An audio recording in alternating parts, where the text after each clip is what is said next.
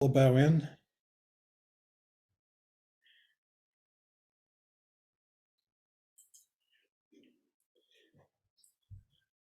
Welcome.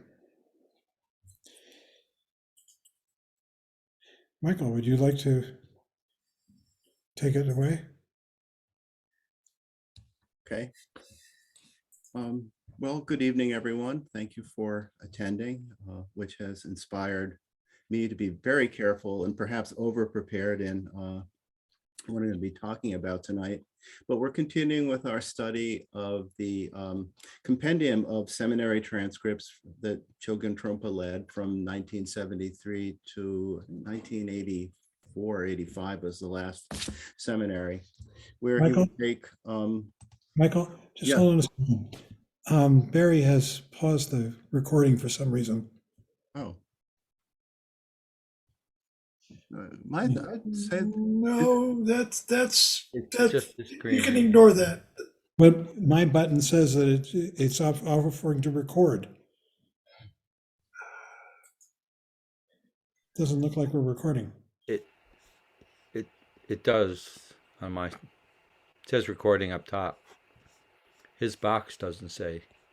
His box okay. says. Yeah, I see. I think. Well, we'll see. This may be more of an experience of shunyata than I thought. In any case, I'll be talking tonight about the paths and stages, which is exactly actually the last verse of the lineage supplication. We talk about progressing through the paths and stages. May I speedily attain the state of Vajradhara. That's exactly what we're talking about here.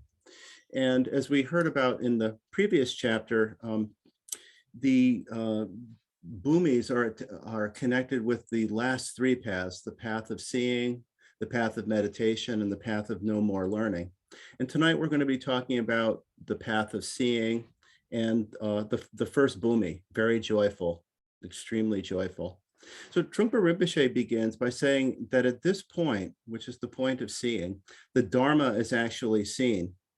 You could say that the first Bhumi is the loss of ego's virginity, a very potent and powerful metaphor that I hope everyone can relate to. I guess it depends on what one's experience is in life. But in any case, he says that it's as if you've only heard stories about the pleasures of sex, but now you're actually experiencing it. There's both apprehension and openness. It's very powerful and personal. So altogether, what we're experiencing on the path of seeing and the first Bhumi, which is connected with it, is transformative. It's real and it's felt. That it's extremely joyful, very joyful, because there's a real freeing. If you remember from the previous chapter, he said that each of the Bhumis involves loosening up and getting more inspired because there's less samsaric confusion or aggression. But in this case, this is the first real experience of direct experience of the Dharma. As part of my preparation, I actually read some material by Trungpa Rinpoche as well, where he talks about the five paths. And what he says is that the path of seeing is the real path when we actually see the real nature of things just as they are. So that's essentially what we experience at the level of the path of seeing. We see things, the real nature of things just as they are. So this is connected with experience of emptiness, a direct actual experience of emptiness, a direct actual experience of twofold egolessness, experience of bodhicitta as direct experience rather than as concept. And as Trungpa Rinpoche says at the end of the chapter that we read for tonight, the entire path becomes very real. You know the logic, how the psychology changes, how somebody could become a bodhisattva and what that actually means. And when he says becoming a bodhisattva, that's because of the path of seeing. There's real transformation. The path of seeing and the first Bhumi is really the entrance to the Mahayana, that the two paths that precede the path of seeing, the path of accumulation and the path of unification, are really more connected with the Hinayana and laying the ground that makes possible the real experiences of emptiness, egolessness, twofold egolessness, bodhicitta really possible. So at this point, the entire path becomes very real. But I want to go back a little bit and talk about how we get there as best I understand it. And in so doing, I actually want to read a couple of pieces from the first book that we read, The Path of Individual Liberation, because he also talks about the 5 paths there. And in talking about the paths altogether, he says the problem with the word path is that we automatically think the road has been built and the highway is open, so we can drive nonstop. But in fact, the path does not really exist unless you are available. It is as if you are the road worker, the surveyor, and the traveler all at once. As you go along, the road gets built, the survey's done, and you become a traveler.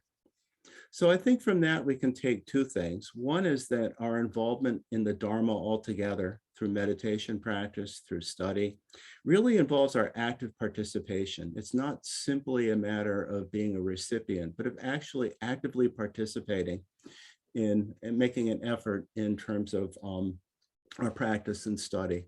And the other thing is the notion of availability, because I think that it's important to understand how we make ourselves available through the Dharma, through the practice of meditation. That in the beginning, we work with really just learning what it means to settle our minds, to simplify, to slow down, and actually be with our experience. Because oftentimes what we discover, especially when we first start practicing meditation, certainly this was my experience, is how much thinking, how much confusion, how much preoccupation there is. And that, that oftentimes we're going from thought to thought, dream to dream, story to story, and barely paying attention to what's going on in our lives. So that by actually settling down and allowing ourselves to simply be in meditation practice, particularly through regular meditation practice, we actually make ourselves available to the Dharma and to ourselves, so that we begin to understand something more about our experience. And study is also an important part of this because it helps us come to understand something of what we're experiencing. So that what happens in terms of meditation practice, and I think this goes throughout all the paths, is that we begin to have experiences of things. We begin to recognize things in ourselves, things in our existence. We begin to have glimpses or taste, you could say, of different things. So we might have in the beginning simply just an experience of clarity and simple awareness. And we might come to realize, this is the second thing, so we have experiences and then we begin to have some understanding. We might have some understanding that there's a real difference in our experience and how we feel when we're present as opposed to when we're distracted, when we're caught up in thought. And we have these experiences, and as we settle and can see more deeply into our experience, we might have experiences of other things as well. We might come to recognize how changeable our states of mind are. We might come to see how there's a difference between direct perceptions of things and our labels and concepts about things. We might begin to see how much time we spend caught up in stories about ourselves, about the world, that are at best partially true, and in some cases just not true altogether. And with each one of these experiences, and with the clarity that we begin to experience in meditation, we might be able to begin to connect some of what we see with what we study. We might come to see the changeability of mind, that our thoughts, our feelings, our perceptions are always changing, that our intentions when we wake up in the morning, our thoughts and feelings, how we're seeing things can be very different just moments later, let alone how we feel from morning to evening, let alone how we feel from month to month or year to year, that there's this constant change. And we might be able to begin to understand something about impermanence, not as an external phenomena, but as something that we directly experience in our own lives. We might come to see the difference between direct perception of a thing just as it is, as opposed to the labels and concepts we attach to it.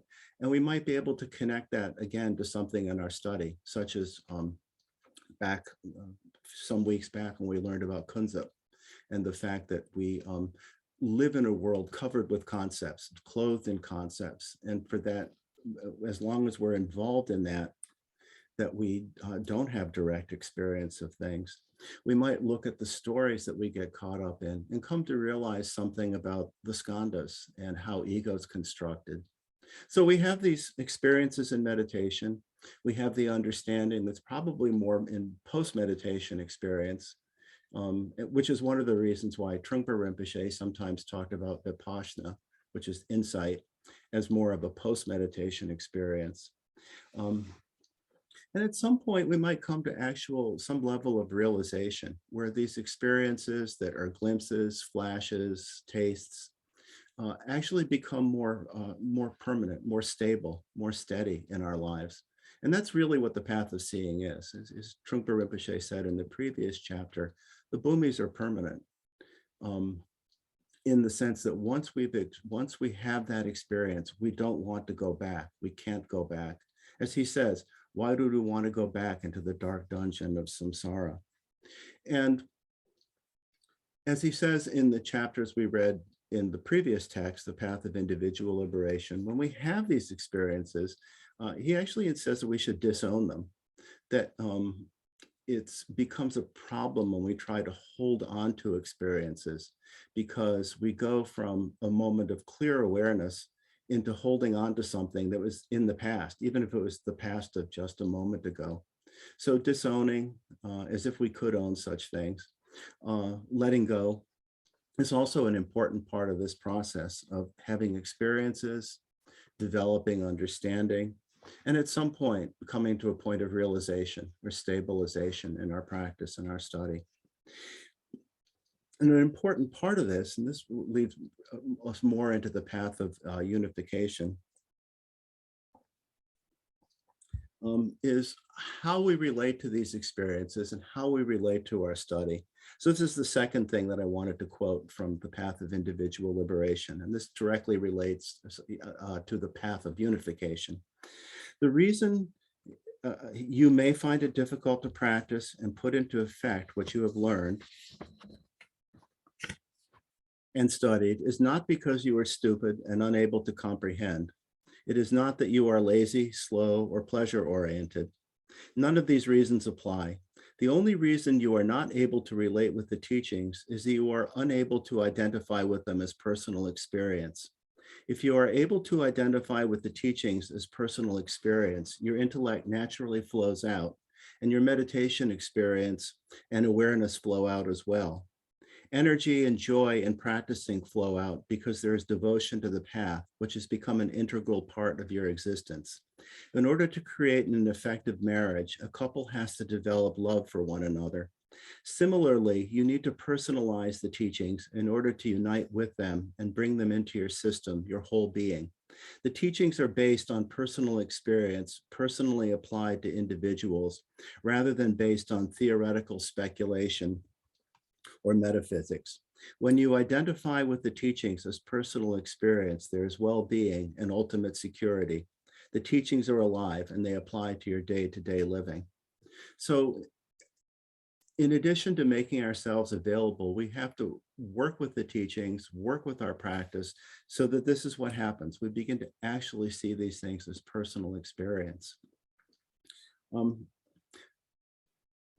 going to say some of the same, well, actually I'm going to quote Trungpa Rinpoche, who says some of the same things, but in very different language, but I think points to the same thing, which is that ultimately we go from things that we begin to see in our meditation practice, things we begin to learn in our study, and that these come together and point us in the direction of the path of seeing.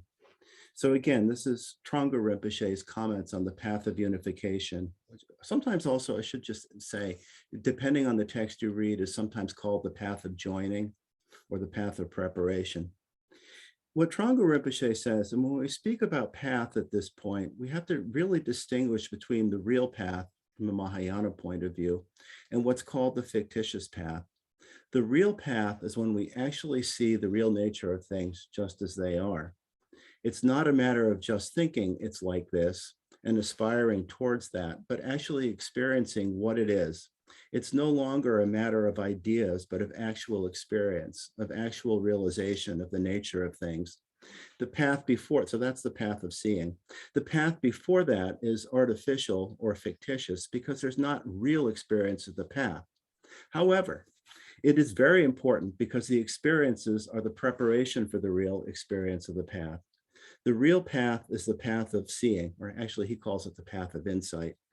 The first two paths, the path of accumulation and the path of unification, lead us to that understanding. He also says that the path of unification is sometimes called the path on which our practice is based on an idea or an aspiration, because at this point, there's no true experience of the nature of things. However, through tremendous effort, tremendous practice, through great devotion, we're trying to go in the direction of that understanding. We might think I'm doing shamatha or tranquility meditation or vipassana and insight meditation, and this is emptiness, this is clarity. But it all concerns ideas, things that we make up with our minds. But it's not the real experience. But through forming the aspiration and the idea, we'll come closer to the point where we really can experience it. Although at this stage, it may be only make-believe and an aspiration, that does not mean it's useless. In fact, it's very useful because it prepares us for the real experience. Although it is not the real experience of the true nature of things, it is what joins us to the real experience. It provides the link to the insight that is gained on the third path of seeing, or the path of insight. And this is similar to what Trungpa Rinpoche said in the previous chapter. The path of unification links the past, or the path of accumulation, with the future, or the path of seeing. And he says at this point, with the path of unification, we have the hint of shunyata, a hint of emptiness.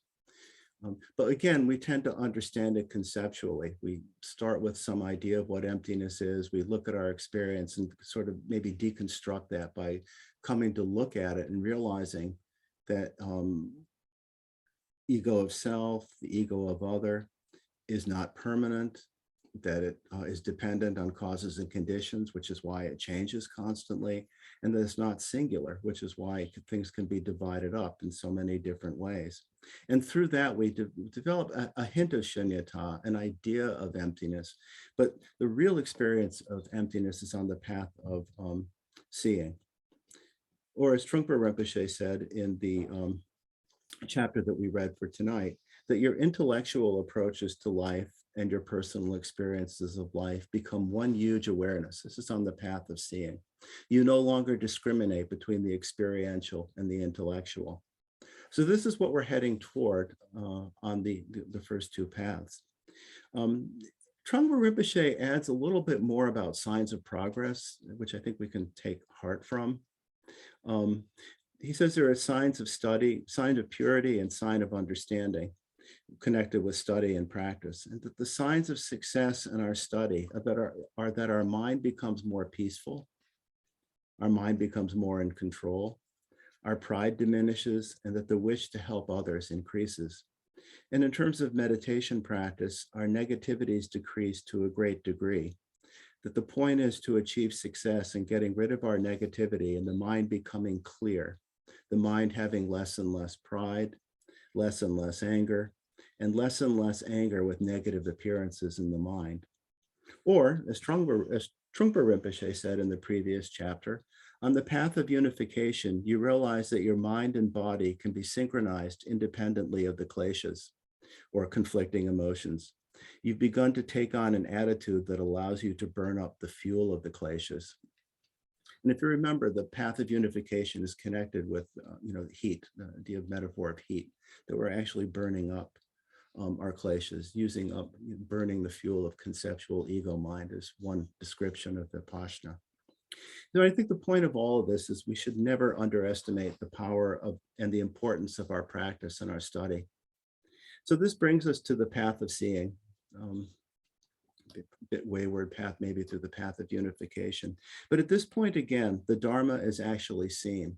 So through our practice, through our study, we actually begin to have a direct experience of the Dharma, a direct experience of shunyata, direct experience of egolessness, not as something that we construct conceptually, although that's helpful in the beginning because it helps us begin to recognize these experiences. when we do have them, but they become a direct experience. And again, it's, as Trungpa Rinpoche says, it's a felt experience. It's something that is very powerful, very joyful, because there's a real sense of freeing.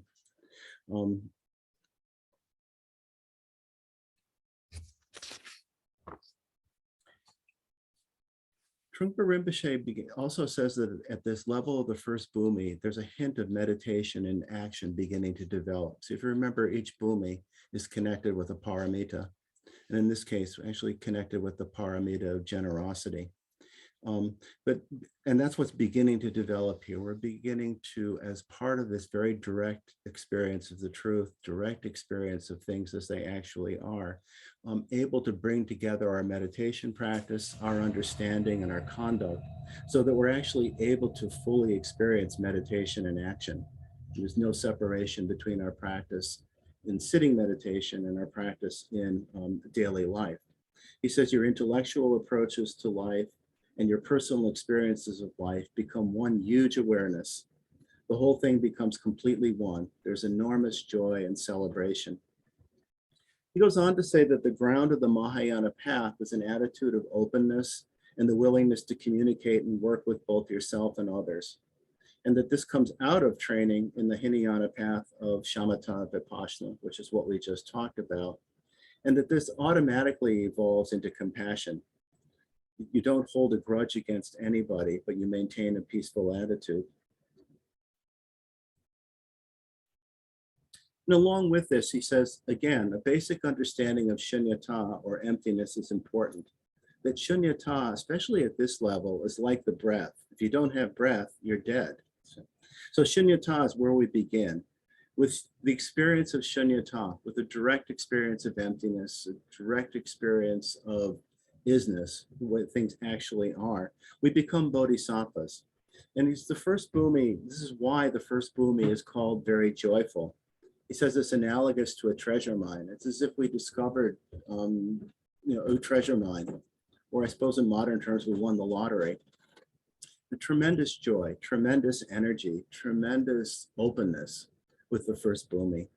On the first Bhumi, he says the path is both philosophical and experiential. You don't go to either extreme, but you become sharp, because if you become too sharp in one point, you lose the other. And he quotes the Tao Te Ching, that if the knife is sharpened too much, it becomes dull. And here again, I think he's talking more about the experience of shunyata and not giving in to the extremes of either eternalism, in other words, holding on to things as being permanent, nor the extreme of nihilism. Thinking that nothing matters. It's because everything's relative, nothing matters at all. And that there's a middle, as he says, this is why the Buddhist path is called the middle way, that involves both the logic of samsara and nirvana, because it's committed to samsara and nirvana at the same time. And along with this, we develop the bodhisattva intention. At this point, it's more than aspiration. We're actually entering fully into the bodhisattva path with the first Bhumi and the path of seeing. We come to realize there's enormous potential to raise the consciousness of all sentient beings, he says, and particularly human beings. All the abilities of human beings who are in the land of karma, all their intellect and intuition can be raised up to this level of the immaculately pure, clean, powerful, and energetic, spontaneously without strain. So what happens is we come more and more to be able to identify with our bodhicitta. When we reach that level of realization, stabilization in our experience, where we switch allegiance from ego, from confusion, from aggression to bodhicitta, that we not only realize that we have this potentiality, but that all beings have this potentiality, and that we aspire to save all sentient beings, and particularly work with fellow human beings, because it's in the human realm where there's the greatest potential for attaining enlightenment, precisely because we realize that everybody has this potential. Everybody is a potential Buddha. Everybody is a potential bodhisattva. And we want to, as we awaken this in ourselves, we aspire to awaken this in other people as well. As he says, the discoveries made in the first Bhumi are fantastic. There's a sense of saving grace, as if somebody threw down a hook and pulled you out of the turbulent, greasy ocean of samsara. Something is actually happening on your path. The myth becomes reality. What you have seen is fantastic and beautiful. So how could you go back to the dark dungeon of samsara? So again, we're talking about a very real, very felt experience at this level. He says the coming together of the hook of compassion and the ring of devotion is based on the idea that what you are doing is real. He says that he thinks that that is what the great joy of the first Bhumi really means. What you are doing is real. And I think it's the hook of compassion is what's extended to us through the teacher and through the teachings. And it's our devotion to the path, our devotion to meditation practice, our devotion to study that allows these two to come together. So again, the coming together of the hook of compassion and the ring of devotion is based on the idea that what is happening is real. He then talks about the paramita of generosity, which of course we've studied before, both in when we studied the paramitas directly and also when we studied the Lojong slogans. But he says that he talks about it as unbiased generosity. And again, this relates to this notion that something is real, something we're really feeling energy and real freedom at this point of the first Bhumi, the path of seeing. Because something is beginning to work, our practice automatically becomes that of the paramita of generosity.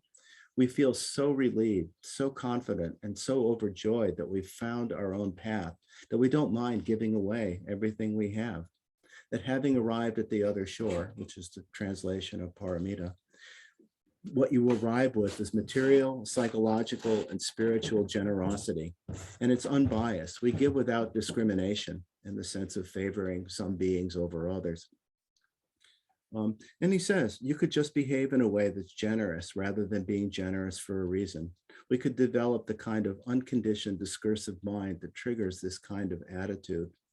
There was an interesting line, develop the kind of unconditioned discursive mind, as opposed to our usual conditioned discursive mind. But again, this relates to, I think, perhaps, some of what we studied with the Lojong slogans, where we actually work in the Mahayana to train our mind, to change our attitude, to think differently, perceive differently in a way that's more open, that allows us to be less caught up in our kleshas, less caught up in our aggression, our envy, and so on, so that we can be open to people, so that we can recognize what's actually going on around us and what's going on for other people.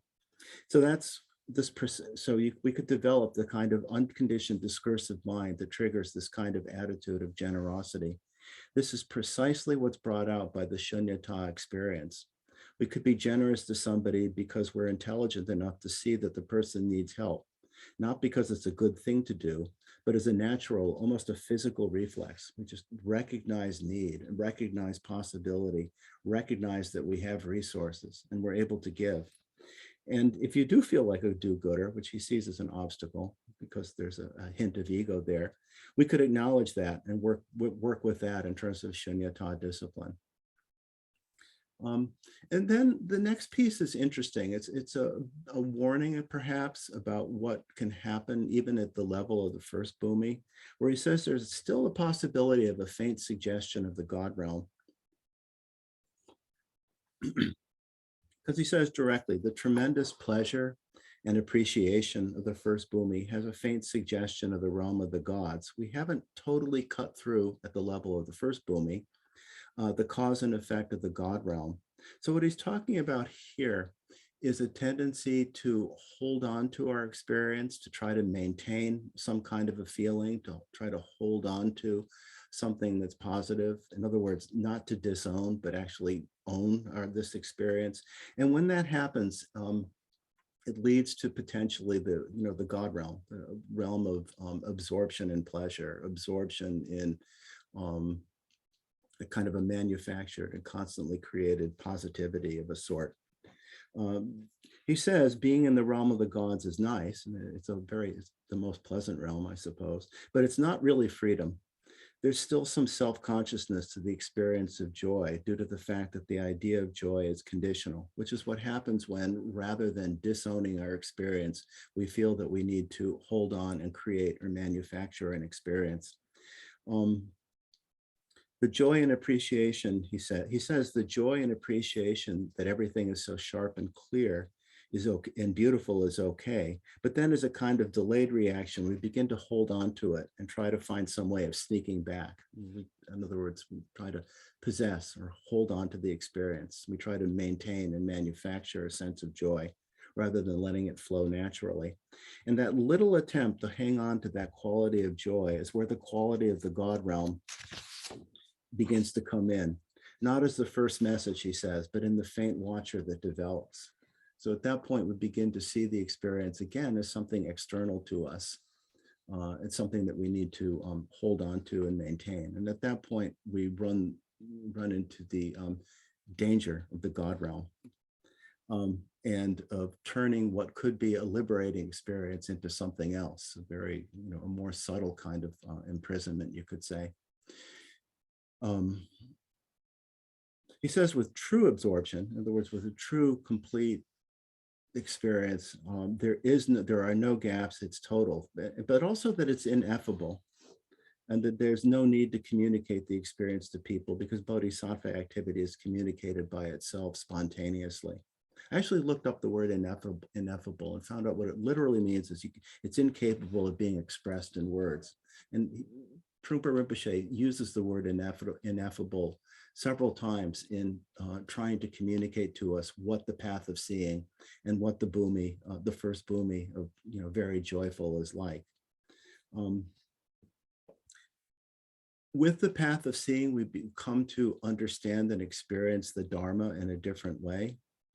Again, because it's our direct experience, it's our actual experience. It's not filtered in any way. And for this reason, we even can re-examine the Four Noble Truths. He says, until you reach the first Bhumi and a sense of complete conviction develops, where there's a real stabilization, a real realization, a real switch of allegiance, you could say, from ego to openness and awareness. Until we reach the first Bhumi and a sense of complete conviction develops, you'll be unable to hear the Dharma properly and thoroughly. You won't really understand the Four Noble Truths. And he says, ordinary beings hear the Buddha only partially, but once you attain the first Bhumi, you become the true audience of the Buddha. The clear and precise way of looking at the teachings, more sophisticated and more powerful because of the isness of the Dharma, is utterly felt. So again, I think this goes back to really seeing the Dharma as our experience and understanding the teachings in terms of who we are, that it's no longer external to us, but that it's, in a real heartfelt, direct and immediate way, it's who we are. When you become a bodhisattva, he says, because you have an understanding of openness, not only do you become perceptive enough to see the truth of suffering, but you develop enormous patience. You're willing to wait and wait and wait to receive inspiration. You take a nonviolent approach with no aggression, no speeding, and with enormous patience and clarity, you examine the truth of suffering as true Dharma. You begin to develop a complete and full understanding of your state of mind. So that, and I'll speculate just a little bit here, but I think what happens at this point is we actually come to see suffering, the truth of suffering, the truth of the origin of suffering, the truth of the cessation of suffering, and the truth of the path in a very immediate sense, so that how we relate to things is affected or changed by this. How we relate to ourselves, how we relate to the world is all impacted in a very immediate way by our understanding.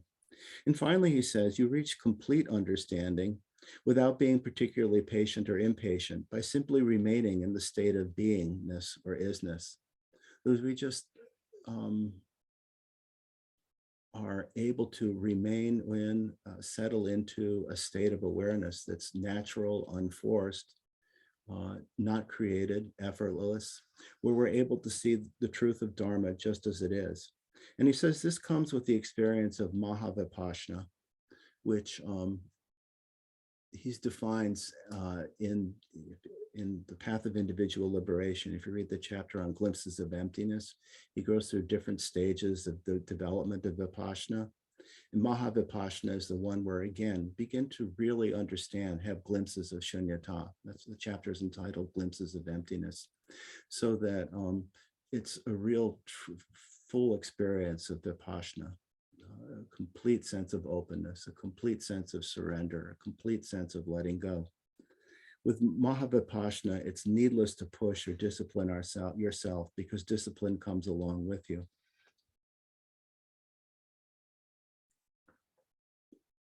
So what I'm going to suggest is that just for a moment, we take a good posture and settle into ourselves, settle into how we're feeling in the moment. Take a moment to just feel how we're feeling. And then just settle into open awareness. Again, does not have to be created. Nothing to block or stop. Just simply be in awareness for just a moment.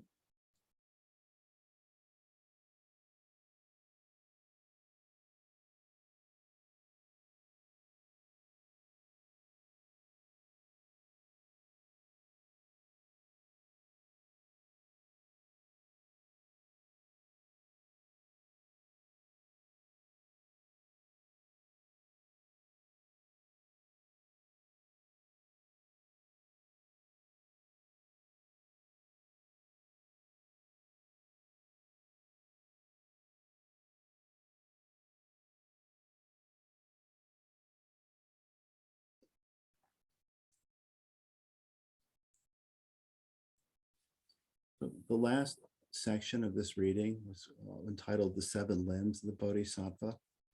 And the very first one is awareness, Trenpa, mindfulness, or recollection. And I think often recollection is understood as like recollecting something from the distant past. But in this case, that's not what recollection involves. It actually involves recollecting ourselves right on the spot, recollecting who we are, what we experience right here and now. So that what we come to realize is that we can experience awareness at any time, in any situation. It's certainly easier to recognize in stillness, but that when we actually pay attention to our experience, we realize that awareness is with us all the time. And he says that the recollection loosens ego's hold on our psychology.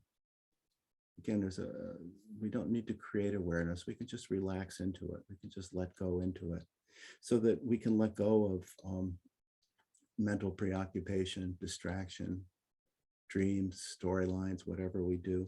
And we can become joyful.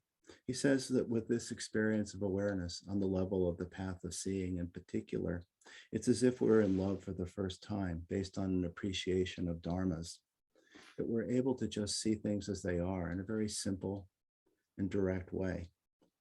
And he says that when we have this experience, it's as if the Tathagatas, the Sukhatas, and Buddhas were singing along with you with romantic songs. There's an enormous sense of celebration and everything becomes part of our Dharma activity. So that's the first limb of the Bodhisattva. That's one of the things we experience very directly on the path of seeing. The second is discrimination, or what translates as perfectly pure discrimination of dharmas. And he says here that we're actually in love with our own dharmas, our own experience. Dharmas is, things of the world, things in ourselves, whatever we might experience. Dharma is all knowable things. That we're so fully in love with our own dharmas, and we've developed enormous sensitivity, you could say tremendous openness through our meditation practice, our study, and our understanding of what the teachings are saying to us. And he says, we see blueness, whiteness, redness, flowers, all kinds of things, everything that goes on in the realm of mind as visual bodhisattva demonstrations. I couldn't help but think of that Louis Armstrong song, the Wonderful World. part of that description there. But it's literally that, is that the world becomes quite vivid, quite clear, bright, fresh, when we're able to, just simply rest in our inherent awareness. He says we become highly discriminating at this point, not in a biased way, but by seeing clearly with great precision. In other words, it's not in the terms of discrimination, in terms of favoring one thing over another, but just seeing in a very distinct way what each thing is. And he says that without bias, things are seen to be more complementary to one another. Complementary in the sense of experiences that actually enhance our experience of other things. So and he says this is actually equivalent to Mahamudra experience. So this is a second limb of the Bodhisattva. It's another way of trying to describe what he says is ultimately ineffable, what it is that we experience on the path of seeing. Along with this becomes effort. And this is because there's such a magnificent display is revealed, because there's so much openness, because there's so much clarity, because our perceptions are so unimpeded by the struggles with ego, with all of, so unimpeded by the confusion and cloudiness caused by passion, aggression, and ignorance. Because of such a magnificent display is revealed, we're willing to work hard. We're inspired, we're energized, we're freed. And this leads to the fourth limb of Bodhisattva, joy. Because we've been willing to work hard, and he says with no punishment or guilt complex, a sense of joy takes place. You're not being persecuted. But rather invited to become a bodhisattva. So there's a sense of celebration, pleasure, happiness, hospitality from the teacher, the teachings, and the whole Dharmic path. So often when we work hard from the point of view of ego, it's with us, there's either there's aggression attached to it, there's self-punishment, there's self-criticism. But in this case, it's really more of an unfolding, an opening up. It's as if we're finally becoming who we always were. And we're just freeing ourselves to be able to recognize and be in that. The fifth category, or the fifth limb of the Bodhisattva, is Xinjiang, which I know we've talked about before. Again, literally translates as thoroughly processed. But what he says is first we have awareness, then energy, then joy, and then Xinjiang is further joy. He says your whole system has no hangups. The whole world has no hangups. In other words, what we're experiencing at this point is the sense of complete workability of ourselves, the complete workability of the world around us. Or another way is that because we're not looking at the world in any kind of biased way, we see all kinds of possibilities. We're not looking at the world from the point of view of any kind of ambition or envy or any kind of obscuration, so that we're able to see the potentialities in ourselves and in other beings. And that this comes from, again, just a sense of complete workability of ourselves and the world around us. The sixth limb Bodhisattva is Tingzen, or Samadhi, which of course relates directly to meditation. And here again, he says this is really beyond words, ineffable. He says there's no way of referring to our fantastic experiences of the first Bhumi. That there's a sense of joy, pleasure, smoothness, uncomplicatedness. He says it's like coming out of prison and being treated like a VIP. For the first time, we've come out of this prison into the real world, and it's actually true. This is what's actually happening. And then the last limb of the Bodhisattva is equilibrium. And he says the reason that equilibrium is the last limb is that there's no indulgence. Everything is so direct and obviously open that there's no threat. So you can relate to the rest of your environment and radiate joy rather than keeping it to yourself. So I think it's a couple of things that could relate to this. One is just, again, the sense of real stability that develops in meditation practice, particularly on the level of the fifth paramita meditation, so that we're not swayed one way or another by circumstances. We don't give in. maybe on a complete level, what we're working with the slogan, be patient, whichever of the two occur, so that we don't lose our seat. We don't become distracted. We don't become preoccupied with any kind of ego trip or any kind of ego fascination with things, but we're able to maintain our sense of mindfulness, awareness, our sense of joy, the sense of possibility, our sense of compassion, and our experience of bodhicitta, regardless of what we experience, because there's no indulgence in either hope or fear. There's no indulgence in despair, no indulgence in excitement, overexcitement. We just are able to relate to things exactly as they are and perceive things exactly as they are. So in the end, he says the entire path becomes very real. You know the logic, how the psychology changes, how somebody could become a bodhisattva, and what that actually means. And I think with that, I think I'll stop here.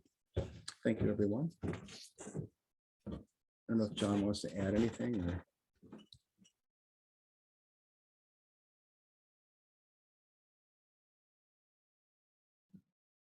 I think we can have discussion. Good.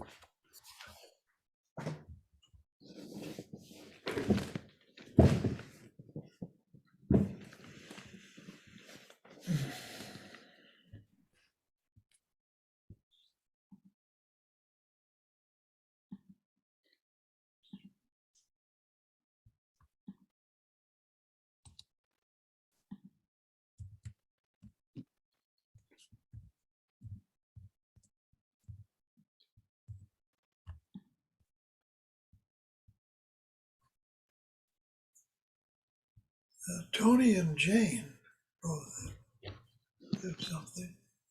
Okay. Hi. Thanks, Michael. Thank you very much. That was a wonderful teaching. Some time ago,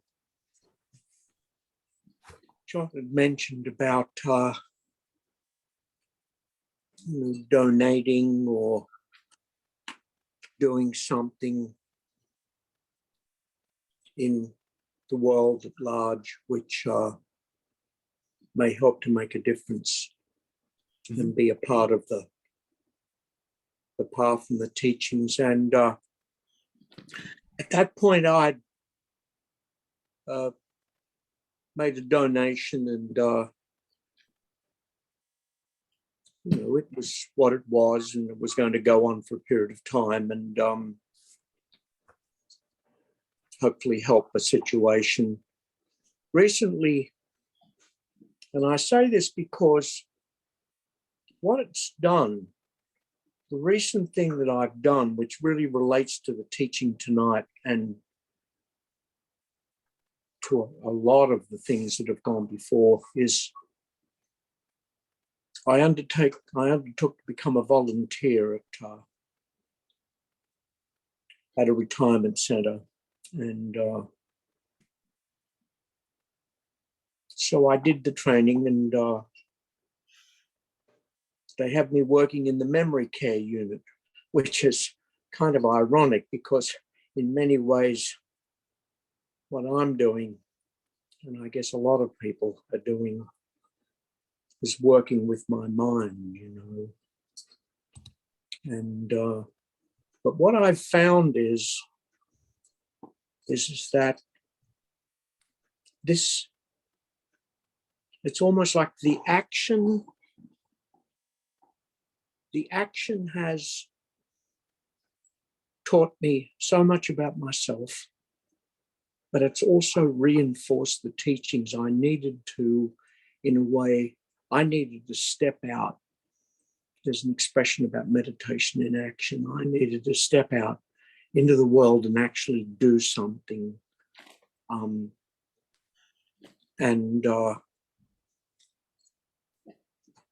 It's helped me to understand the teachings more clearly by doing this type of work. So again, I want to thank John and Michael and everyone who's been teaching this. it's really helped to move me out into the world and onto the Bodhisattva path. Thank you.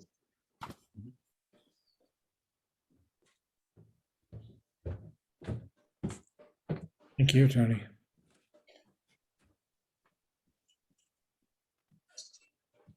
Is there someone else? Yeah.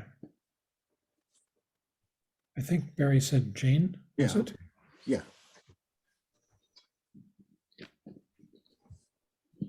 Yes, thank you. And Michael, that was really beautiful and helpful in terms of making sense of this this first Bhumi. Could either you or John or someone talk a little bit more about Samdhi, the ineffable, that which we can't express in words, because I find that I mean, I just find that really a most wonderful concept, something to think about. I don't think I've experienced that or come close to it. But if I could hear a little bit more description or enlarge what's in the text about Samdhi, I'd appreciate it. Samadhi? Samadhi, yes. Samadhi. First to learn how to say it, right? Thank you. Well, you might have Samadhi. probably have experienced more of it than you'd think. But it's talking about a certain, it's interesting that meditation as practice as a whole, in one sense, is intangible. I mean, if I were to describe a table, it would be easy, well, relatively easy, because we all have an idea of what a table is, and it's, something external to us. I've always been interested in how well in Buddhism, the different descriptions of different meditation experiences, how they're able to do that in spite of the fact that in one sense they're not visible. So like if you think back to the path of individual liberation, there's 9 stages of shamatha. And from my point of view in the beginning, there were kind of 2, either I was present or I was distracted. But when you read through that, you realize, no, I actually can see, that how it starts with, coming back and then coming back repeatedly, and then coming back and being able to stay a little bit longer. And, you work your way up through, there are 9 stages. And Samadhi is like a very complete experience of meditation where, there's a real absorption, not in the sense of being ignorant, but of being fully settled into the practice, I think. And, it's like, you could think of it as, we think of shamatha as, mindfulness, coming back, being present, and vipassana as being aware. And sometimes we practice shamatha with an object like the breath, and we try to stay with the breath and come back to the breath.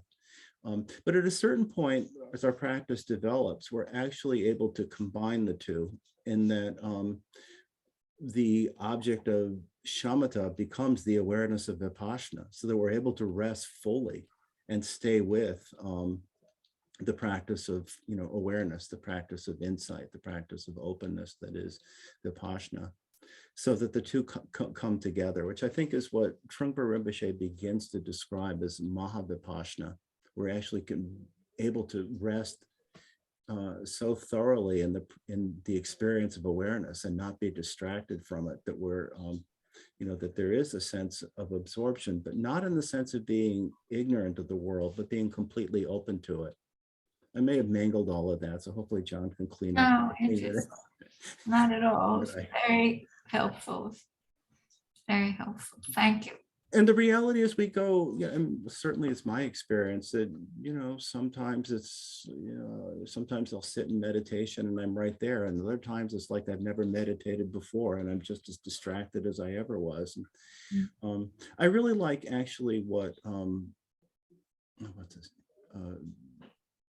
Mingyur Rinpoche says, where he said that, that it seems like our practice of meditation goes up and down, but what really goes up and down is our recognition of our awareness. And the more we're able to become familiar with and habituated to our awareness, the easier it is to come back and the easier it is to rest in it. Although, we get distracted again, and that's part of our practice too. So that in an hour, in a half hour or however long we sit, you could almost say that there's like a lot of mini sessions, but really it's all meditation.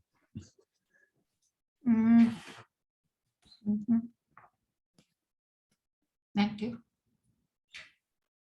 My point is, I think you probably had, as I was saying before, glimpses, tastes, flashes of samadhi at one point or another.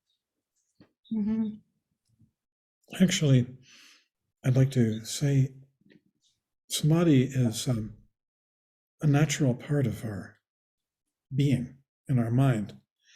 It means absorption. That's the way it's usually translated. But whenever we come back into awareness of whatever it might be, out of thought, we're just here. It's effortless, and there's awareness. Even if it's only for an instant, that's samadhi. Samadhi means absorption. It means absorption in awareness. It's interrupted from time to time by thinking mind. But those interruptions are more or less frequent, depending on the practitioner and depending on our particular state of mind. And there might be times when we are really just relaxed into awareness in the present moment. Right now, you're listening to these words. There's awareness of what the words are saying, and thoughts come and go. But that awareness in itself is samadhi. And the path is really about learning how to relax more and more into that kind of awareness, samadhi, absorption in now, in awake. It's interrupted by the habitual thinking mind, which expresses itself in one way or another in the form of self-doubt, trying to make things right or worrying that they're wrong. And then that passes and we come back to awareness. So might that state be somewhat frightening if it comes upon one, if one just fleetingly senses that? Is that not a little scary? I think the fright is the interruption of samadhi. Samadhi is just very delightfully awake, present, here. Now, in the early stages, what Michael was referring to when he talked about it with regard to shamatha meditation, there it can be used as that term to refer to really concentrating on an object. Okay. And then it becomes kind of a trance state, almost like self-hypnosis. No. This level of the path for the Bodhisattva, it's not that at all. It's still that quality of this uninterrupted, for however long, an instant or 5 minutes or an hour or whatever, of uninterrupted, relaxed awareness without checking. So it has the quality of absorption, not in an object like, with self-hypnosis or trance, but absorption in this, in reality, coming back. And we do it all the time. Was there another part of the book earlier, 1 or 2 chapters before, when the reading used the phrase, you're there? I think it was something like that. I think so. That sounds familiar. Right. Michael, do you You're remember that?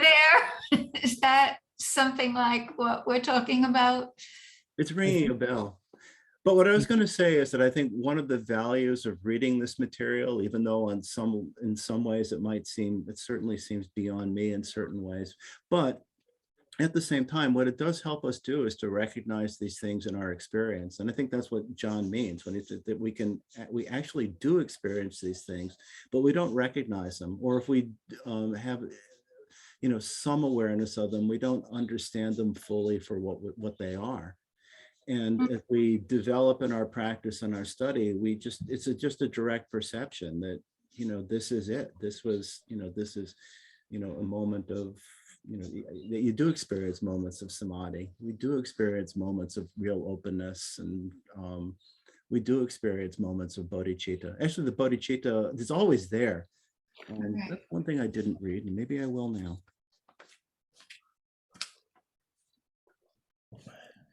Just a moment.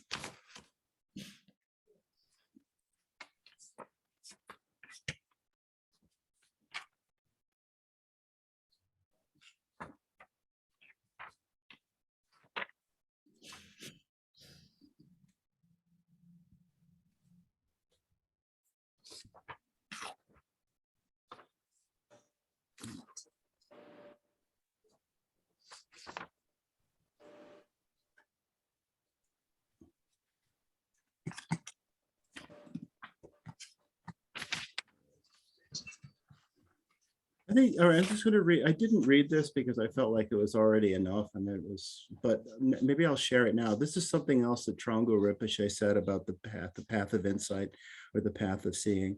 He says the truth is always there, but it's temporarily obscured by impurities.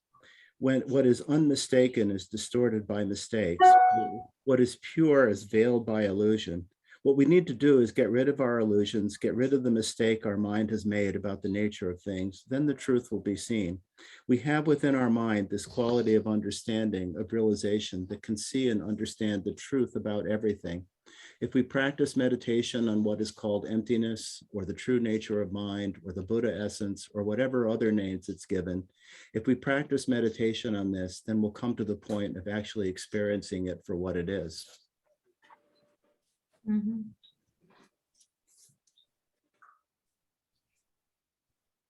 So maybe you move a bit on the path when you have a realization or recognition of these experiences, of these feelings. You're recognizing them, you're aware of them.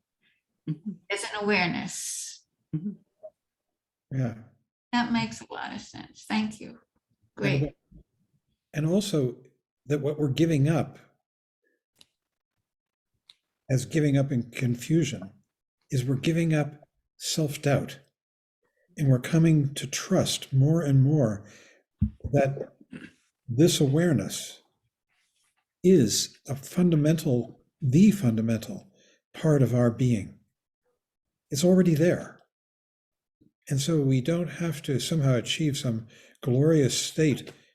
What we really have to do is give up our self-doubt and our self-criticism and our wishing, our imagination that somehow it's going to be something imaginary, something glorioso that we're going to get to. But it's already here, and that we can actually relax into it, and that it's wonderful, when we do that. Great. Thank you. Yeah. Buddha nature. The Buddha said it again and again. We all have Buddha nature. It's what we fundamentally are.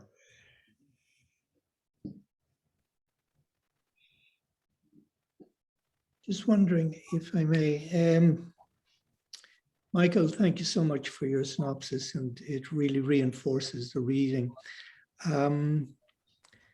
What Tony spoke about in relation to generosity of spirit, and what we're talking about is that it's in our nature, and to the generosity, as we get older, we realize, divest ourselves of as much material possessions because they just weigh us down a little bit, but it's so much easier to be generous as you get older. And but I'm thinking, yes, that it is always there, and the bodhicitta. What I'd like to just say is that this giving in bodhicitta, I think it is natural. It's part of becoming older and is sort of being integrated. And I'm just wondering, does it exist in other philosophies? For example, in Jungianism, the word for enlightenment really is individuated. In the 12-step program, it's called Awakening. But in each of them, in the 12-step program, you have to give it out to keep it. You have to give it back to keep it. In individuation, you have to be part of society to give back. And similarly now, they talk about bodhicitta for the Bodhisattva, who becomes enlightened. And there seems to be a commonality. So I'm thinking that it's already there within us, and that Buddhism brings it more forward. I hope I'll end on saying this. I was just struck, amazing similarity in what's called page 390. It's not called the middle way because it is devoid of samsara or nirvana, and therefore it is safe. But it's called the middle way because it's committed to samsara and nirvana at the same time. I don't know if you've ever heard this expression. In Jungianism, there's called holding the tension of the opposites. It's called the transcendent function, the consciousness and the unconscious. To integrate the two takes a transcendent function, something that comes in to hold the two together. And in this nirvana and samsara, I just wonder as well whether something, a third force comes in to say, it's okay, it's okay. So what I'm really trying to say is that this philosophy is in other areas as well, in Jungianism and 12-step programs, this awakening, this enlightenment, this individuation process that is there within us. And the Buddhism probably is more enlightened in bringing it out in us. I hope that makes sense. Mhm. Yeah. I think so. Well, ultimately, Buddhism is just in one way, it's just a description of what we're capable of being if we realize our true nature. And so it's not like it's an exclusive possession of Buddhism in that sense. But I think for myself, I just find the description and the practice and the path, so powerful. But it's describing, this is more, I think this is even clearer in Trungpa Rinpoche's Shambhala teachings, but he's not taught, he's talking about just our potential as human beings, our potential as sentient beings, and that that's available to everyone. It's not, again, it's not the exclusive possession of, Buddhists and nobody else.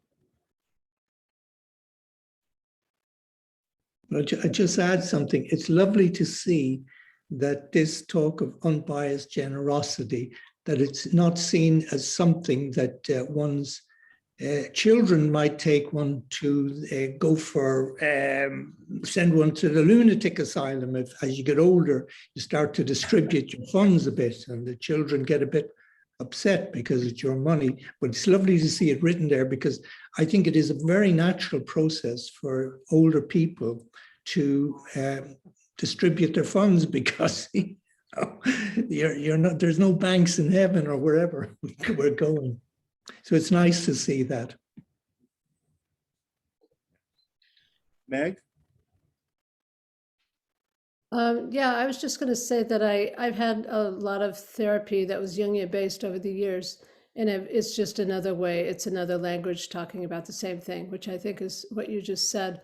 But it's the Buddhism and Jungian therapy, I think, fit really well together in terms of, because you reach a point in therapy, whether it's Jungian or anything else, where it's just there's not much further to go. You keep telling the same stories over and over. At some point, you want to go on a healing path. In Buddhism, I find it's been really great for that.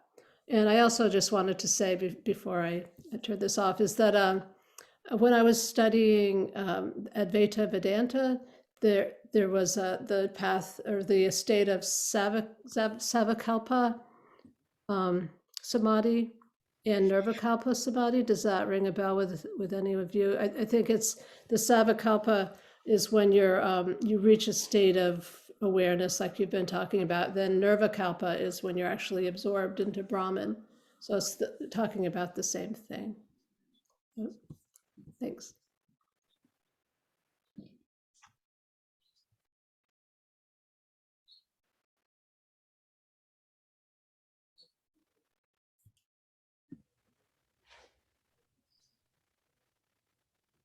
Hi. When Michael said, and this goes along with what Meg was saying, it's just a little bit slightly different perspective on it.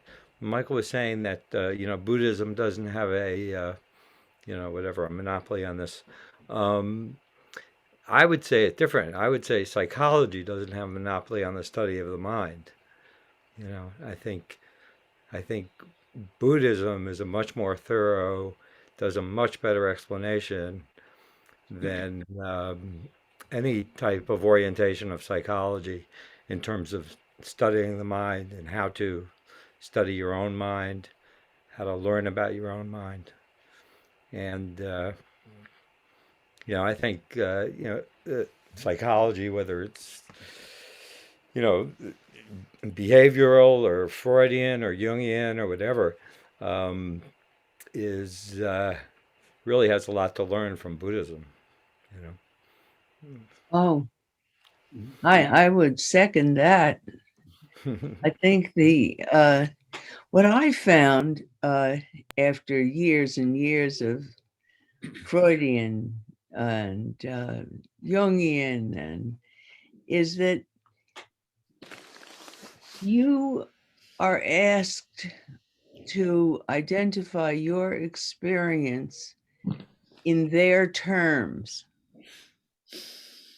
In Buddhism, you have to do it in your own terms, which I think is much more powerful and convincing. You as an individual are brought along by Trungpa Rinpoche into your own system, which I find is the great difference. And much more powerful for me anyway. But I had an experience recently with my husband getting suddenly dramatically sick and having to deal with reality on the spot because he's a doctor, and he was saying, no, I'll be fine. I'm just gonna get into bed, and in the morning I'm gonna be much better. And having to disregard that reality and just see what was really happening as far as I could see it, and calling 911 when he fell on the floor and collapsed.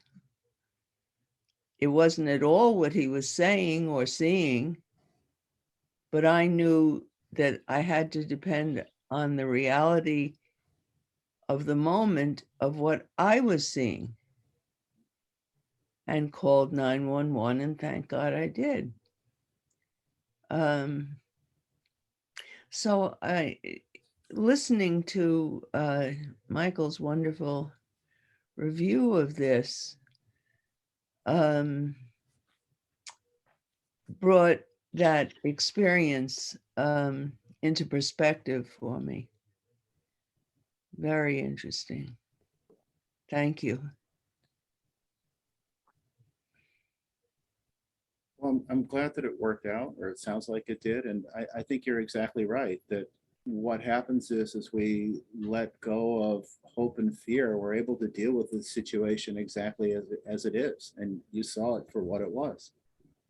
But but it's very hard at the same time Oh, absolutely. to disregard what should be an authority on medicine. My husband's a doctor, and see that he was dealing with an illusion, and that I had better just depend on what was at the moment, you know? Yeah. Yeah. Comes in handy.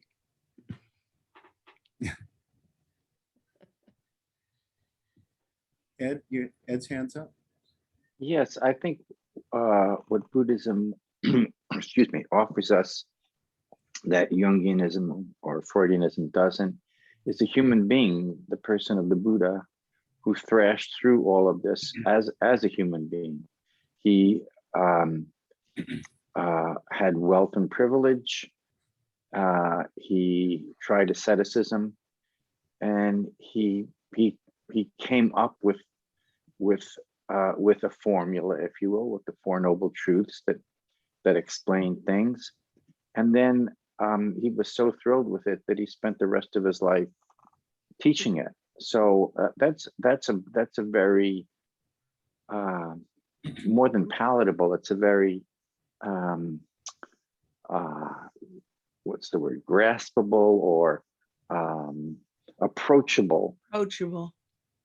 Yeah, much more charming than the pure intellectualism that you would get in psychological theory. And not to get too far afield, but if you think of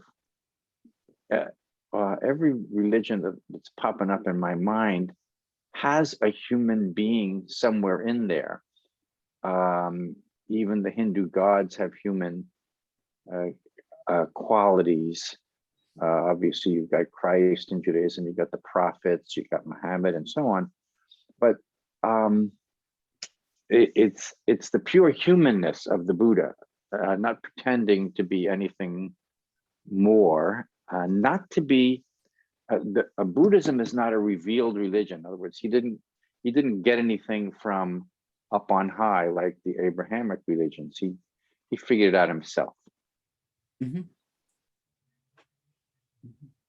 Yeah, the non-theistic aspect of Buddhism is quite powerful. But one of the things I was remembering is back when I lived in Boulder, Trungpa Rinpoche actually sponsored a conference on Christian and Buddhist meditation, where people from Catholic monastic traditions, and eventually actually someone from Jewish tradition as well, would come and speak about the contemplative practices in these religions. And the things that were it was actually quite powerful and interesting to listen to, because some of the experiences in terms of the development of compassion, in terms of at least some sense of letting go of ego, letting go of a sense of self, letting go of aggression and envy, and all of the the things that Buddhism would say are obstacles to self-realization.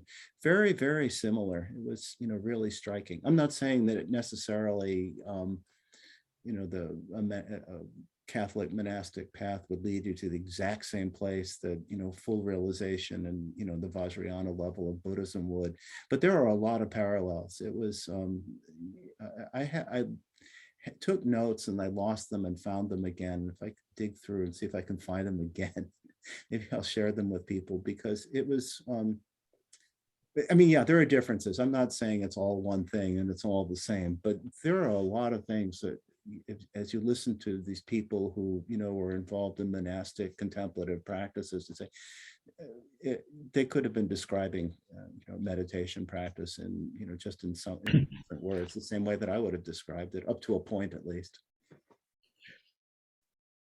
I'll tell you a story that Trungpa Rinpoche about Trungpa Rinpoche on this point, that in about 1972 he had met Tom Rich, who was going to become the regent. But Tom Rich and Ken Green were disciples of Swami Satchidananda, who was a Hindu teacher at the time. And they were running the Los Angeles Integral Yoga Institute. Now, at that time, this was after Woodstock, and I guess an idea got abroad for a spiritual Woodstock. And it was to be held in the Pacific Northwest, somewhere up in Washington State. And Narayana, that was his name that Swami Satchidananda had given Tom Rich, and Krishna, that was the name for Ken Green, came to Boulder to invite Trungpa Rinpoche to come to this spiritual Woodstock. And they arrived and they were all wearing white and, dressed as Hindus, really, with long hair. And I remember them standing in the living room and inviting him to them and telling him that the theme of this spiritual Woodstock was that while paths may differ, in the end, they're all arriving at the same place. So that all religions in the end are one. He politely declined. He said he couldn't come, he was very busy and a schedule and so forth. And they left. And afterwards, he expressed great distaste with the idea that all religions are one, that they all lead to the same place. He said it's so much focused on the goal. And he said what you really need to have is appreciation for the path. And the path of all these religions are different. And so that it was very important to appreciate the differences in the paths, and that the focus on the goal, that they all lead to the same place in the end, might be true. But that it was, I forget, but the gist of it was that it was somehow ignoble, self-aggrandizing, too focused on getting something. So that was a teaching for me anyhow. Got two people with raised hands. Wait, Mark? Hi. I just, it's very interesting when we talk about the goal and we talk about the samsaric world and the world of nirvana, and being masters of both. And it gets me to thinking, like, what is the real goal for us? Is it to be good? Like, it doesn't seem like floating over to the nirvanic world would be very helpful. Maybe for us individually, but I'm not even sure of that, as much as the middle way of going back and forth to be able to help others to be in the samsaric world and be good citizens, as it says in the book. And then being able to also, through meditation, to be part of that other element that we find so wonderful. So I'm very curious about the next book. Anyway, that's it.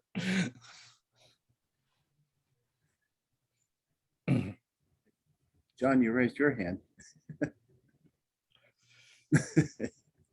It is 9 o'clock. Oh, it is almost. Okay. Did we have one other person? I don't think so. No. Is that Vicky? I think Vicky. Oh, yeah. Okay, and then we'll do the chats. I just wanted to make sure I was unmuted. I have a couple questions. They're not very deep. I've really appreciated the discussions and the questions so far, and especially the review of the reading. There were two terms in the reading. One was the faint watcher that I was more curious about, and then the other was Bhumi. I actually, when I Googled it, it came up, there was a Hindu goddess. So I just wondered if you knew, could relay a little bit more about those two concepts, that faint watcher. Let me address that a little bit. I'm going to put you off till next week on the faint watcher. It's a concept that I think we will take a little more time than we have tonight. And it's also, it's appropriate next week as well. As for Bhumi, you got the wrong Bhumi. Yeah, The Hindu version of Bhumi, I don't know how it would be spelled in Sanskrit, but the Bhumi that we're talking about is a stage of the Bodhisattva path. It's a Sanskrit term. The Tibetan term for it is Sa, S-A, if you transliterate it, and it means earth or stage in either case. okay, thank you. Yeah, it both came up. So Yeah. down the other, but yeah, it's just curious. Thank you. Yeah. So actually, just one last thing. So Sue and I just wanted to let people know that Sue and I will be traveling starting next week. So I'll probably miss the next 3 classes, but it has nothing to do with anything said or not said tonight. But purely, we're actually going to be going on a trip and to the United Kingdom, actually. And so with the time zone change, I think it'll be cool. I hope so. I have my fingers crossed in a lot of ways, but just wanted to let people know, why you won't see me probably for the next 3 Tuesdays. But I'll be back and I'll still be practicing, just a different time, different place. Thank you. And to let you know too, the next 3 Tuesdays, we're going to spend 2 Tuesdays on the next chapter. It's quite a long chapter, Bhumi's 2 through 10, and we're going to cut it in half. And then the 3rd Tuesday will be on the 11th Bhumi, which is all about enlightenment. And then after that, we'll move into the 3rd volume and Tantra and a new world. Yeah, yes. You'll be wondering what could possibly be left, and yet there's quite a bit. Quite a lot. Oh my God. Oh, Yeah. John, you might want to repeat what you said about the availability of the 3rd volume. The availability of the what? The next volume of PTOD, it's quite expensive in hardcover. Oh, there is a website where you can download PDFs for free. And this is, I don't know how legal it is, but it's there. And if you Google free PDFs, you'll come to this. I think something called pdf.com, something like that. PDF Drive. pdfdrive.com. Okay. And you can download the 3rd volume of this book and have it in PDF form. And you'll be able to read it on your Kindle or your computer or whatever, your pad, your notepad. PDF, it's pdffile.com. Is that it? What is it? PDF Drive, you said? PDF Drive. .com. You can also get used versions online if you Google just the title. Oh, good. Thank you, And Ed. what is the exact title that we're looking for? It's Google to Profound get the Treasury book. the Profound Treasury of the Ocean of Dharma, Volume 3, and it's called, hold on. I have it here in front of my Oh, good. camera. You can see it. The Tantric Path of Indestructible Wakefulness. Okay. That doesn't scare you, I don't know what will. Absolutely scary. Or entice you. Okay. Oh, wow. So Sarah, would you lead us in the closing chants? I'll put them up on screen and we'll mute everybody. Thank you. It was a wonderful time. Yeah, it was great. Really great. Hold on a second. Here we go.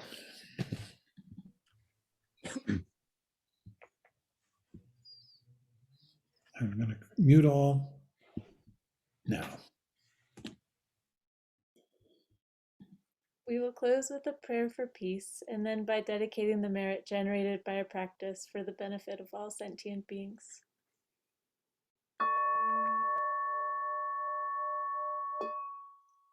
By the blessings of enlightened and compassionate ones, by the power of my positive actions of 3 times, and my prayers of pure aspiration, may wars, conflicts, epidemics, and all other maladies dissolve in this world, and may the earth and all who live on this earth enjoy the abundance of well-being.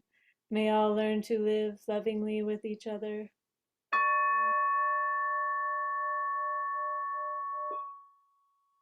By this merit may all obtain omniscience. May it defeat the enemy wrongdoing.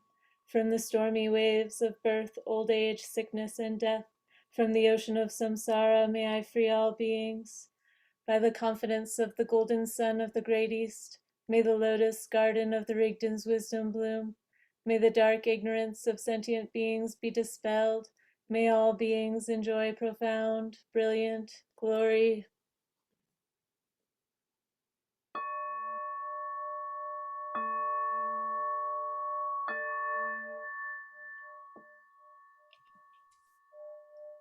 Thanks so much, everyone. Thank you, Michael. Thank you, Michael. Sarah, Thanks, Sarah. everybody. Thanks, Michael. Safe Have a travels. great trip. Thank you. Not leaving you. Sarah. Thanks, John. Good night. You have a Good great night, everybody. Hi, Kurt. Thank you, Michael. Thank you, everyone. Tomorrow. Hey, Barry, can you stay on for a minute? And Thank you, everybody. Great Thanks, class. everyone.